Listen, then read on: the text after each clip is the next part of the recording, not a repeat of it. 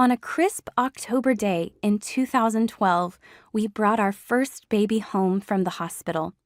As I cradled him in my arms, I was overcome with a flood of emotions: wonder, adoration, and a nagging sense of trepidation. The weight of my responsibilities as a brand new mom felt almost crushing. I couldn't help but wonder about my baby's future. Would he learn to breastfeed and sleep through the night? Would he develop as he should? Would he grow to be kind and respectful? Would he break my heart? My thoughts quickly turned inward, and I felt vulnerable and uncertain. As I gazed at my little one, I was hopelessly in love, but I also felt weak, hormonal, and already exhausted. I knew the journey ahead would be the greatest adventure of my life, but at the time, the questions I had about my ability to mother him seemed to outweigh all the others. How would I know what to do when he started crying? Would we be able to bond? Did I have what it takes to be the mom he deserves?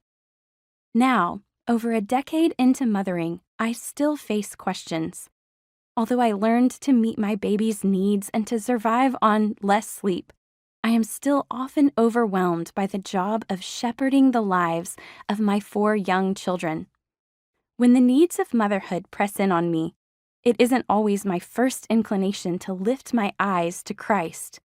Instead, I tend to gaze at the hills of motherhood: never-ending mountains of laundry, toddler tantrums, fears about the future, and the weight of comparison. But when we fix our eyes on the needs right in front of us, we forget that our God stands ready to help. We forget that He is as close as our shadow. Psalm 121, verse 5. I am writing this book in real time as a mother who is daily learning what it means to lift my eyes to Christ. And not only my eyes, but my heart, my voice, and every part of my being. By doing so, I remind myself that He is with me, He is for me, and He will keep me every step of the way. The writers of the Psalms understood our natural, human inclination to fret and worry.